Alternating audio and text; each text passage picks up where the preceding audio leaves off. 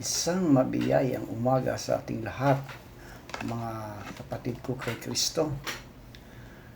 Nagpapasalamat tayo sa Panginoon sa panibagong umaga, Kanyang ipinagkaloob sa atin.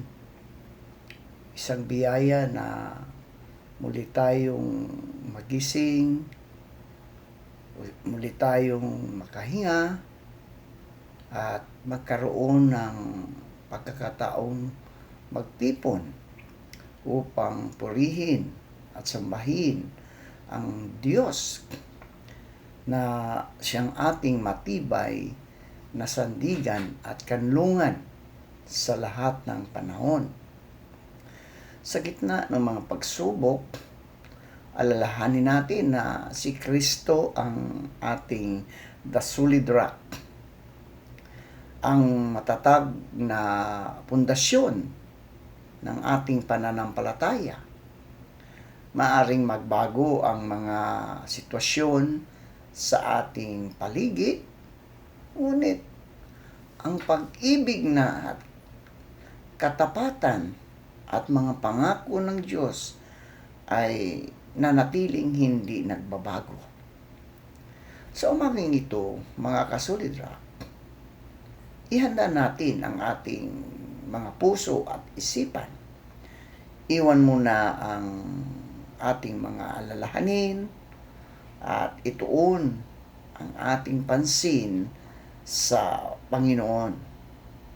Naway ang ating mga gawain, awitin, panalangin at pagninilay sa Kanyang salita ay maging daan upang lalo tayong mapalapit sa Kanya at makatanggap ng bagong lakas, bagong pag-asa at inspirasyon para sa buong araw. Samahan ninyo ako sa pananalangin ngayong umaga.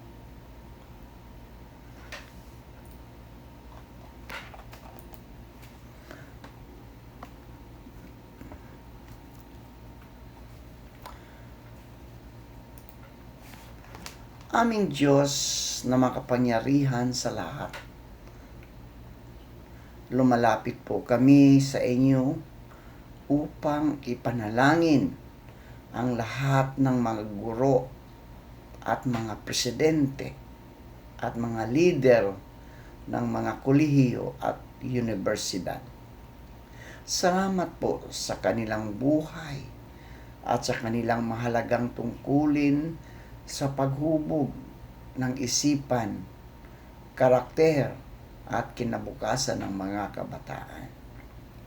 Panginoong Hesus, pagkalooban mo po sila ng karunungan, pasensya at lakas sa araw-araw nilang pagtuturo at pamumuno.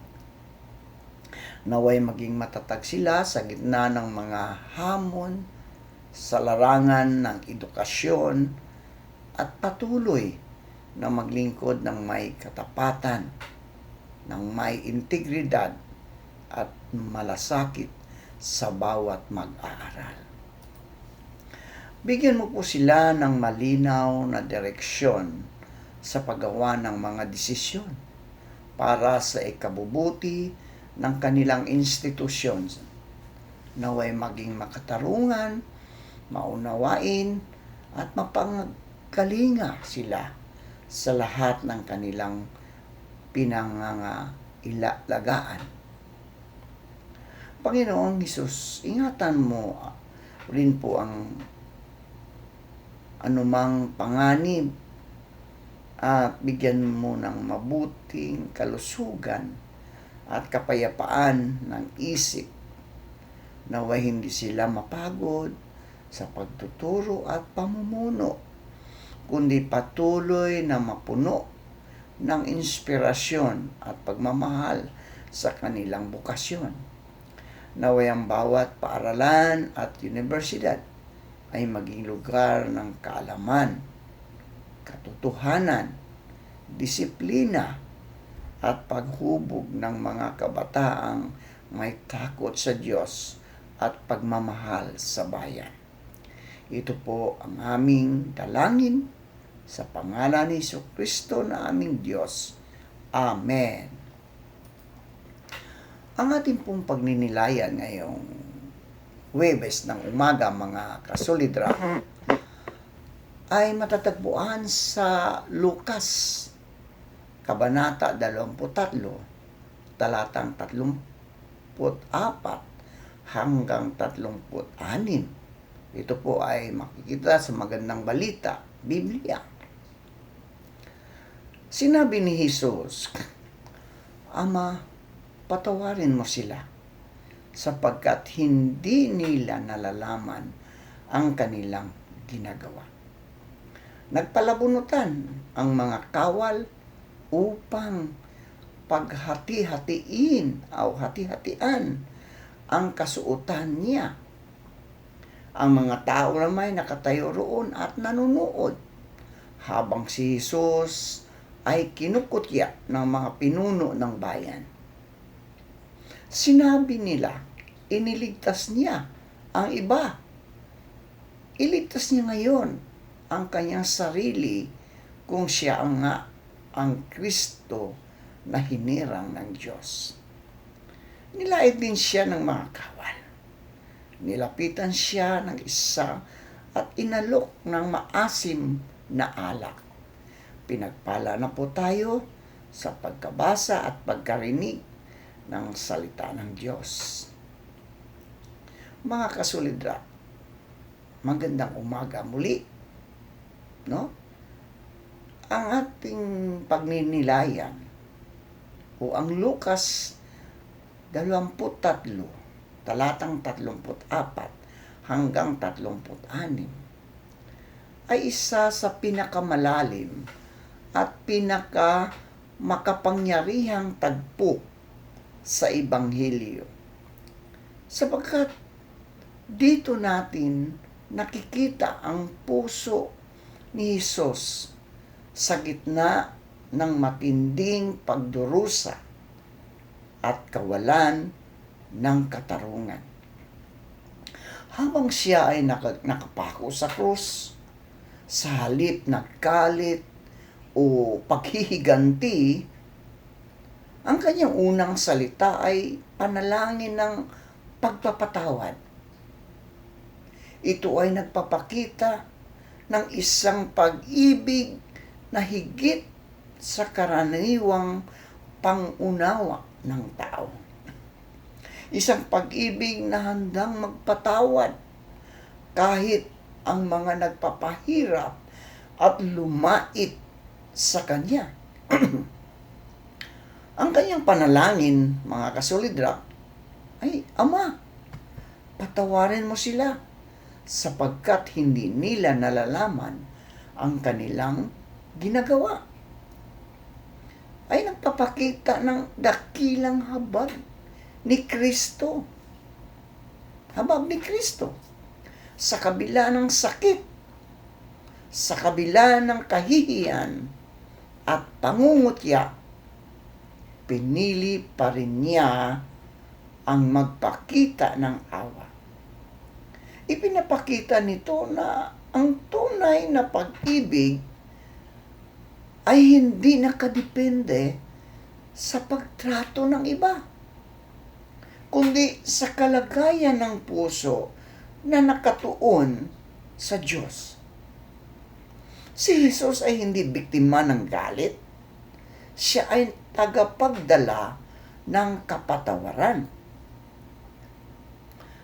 Sa sumunod na talata, mga kasolidra, makikita natin ang pangungutya ng mga kawal at ng mga tao. Sa halip na kilalanin ang kaniyang pagiging Mesiyas, siya ay kanilang pinagtawanan, inalipusta, at inalok ng maasim na alak bilang dagdag na pang-iinsulto. Sa kabila nito, mga kasolidra, nanatili si Jesus na tahimik at matatag.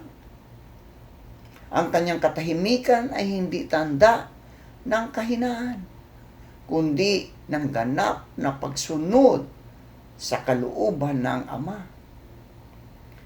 Ang tagpong ito ay nagpapakita rin ng kalagayan ng sangkatauhan. Madalas ang tao ay hindi nakakaunawa sa bigat ng kanyang mga ginagawa. Tayo ay nakakasala, mga kasolidra. Nakakapanakit ng damdamin at nakakapagpabaya dahil sa kahinaan, dahil sa kamangmangan, o dahil pagiging makasarili. Ngunit sa kabila nito, ang tugon ni Jesus ay hindi kaparusahan, kundi panalangin ng kapatawaran. Ito ay isang paalala na ang biyaya ng Diyos ay hindi ay higit na makapangyarihan kaysa sa ating kasalanan. Sa ating panahon, mga kasolidra, ang Lukas ay may malaking hamon sa ating lahat. Tayo ba ay marunong magpatawad tulad ni Kristo? Kapag tayo ay nasaktan, kapag tayo ay inaapi at nilalait, ang natural na tugon ay galit at paghihiganti.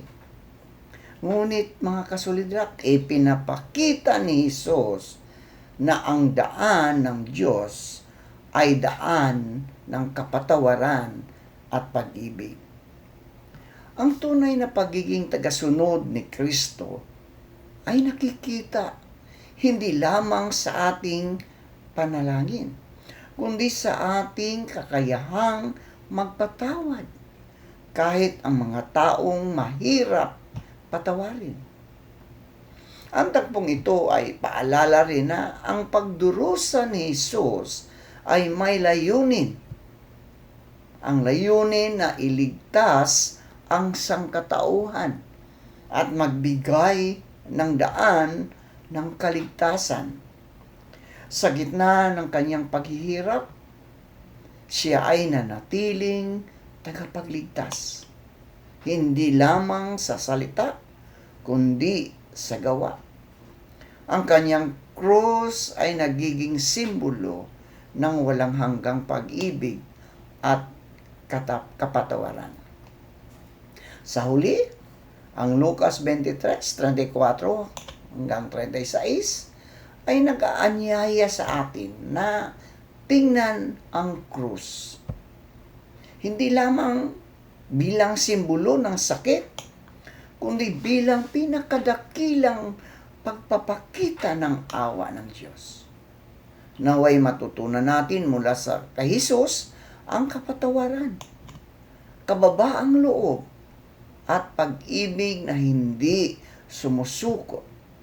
At habang tayo ay pinapatawad ng Diyos, naway maging handa rin tayong magpatawad sa iba, upang ang pag-ibig ni Kristo ay tunay na mabuhay sa ating puso at gawain. Manalangin tayo. Aming Panginoong Hesus, maraming salamat po sa iyong dakilang pag-ibig na ipinakita mo sa krus. Kahit sa gitna ng matinding sakit, pangungutya, at pagdurusa, pinili mo pa ring manalangin ng kapatawaran para sa mga nagkasala sa iyo. Salamat po dahil ipinakita mo sa amin ng tunay na kahulugan ng pag-ibig na hindi maramot, hindi naghihiganti, kundi mapagpatawad at mahabagin. Panginoong Hesus, patawarin mo po kami sa mga pagkakataong kami ay nagkakasala. Kami ay nananakit ng damdamin ng iba at hindi nakakaunawa sa bigat ng aming mga ginagawa. Turuan mo po kaming maging maunawain at mapagpatawad tulad mo. Bigyan mo po kami ng pusong handang magpatawad kahit sa mga taong nanakit sa amin. Alisin mo po ang galit, sama ng loob at paghihiganti sa aming mga puso. At palitan mo ito ng kapayapaan, kababaang loob at pag-ibig. Sa gitna ng aming mga pagsubok at sakit, ipaalala mo po na ikaw ang aming lakas at tagapagligtas. Tulungan mo po kaming manatiling tapat sa iyo at sumunod sa iyong halimbawa ng pag-ibig kahit ito ay mahirap. Ito po ang aming panalangin sa pangalan ni Jesucristo na aming Diyos at tagapagligtas. Amen.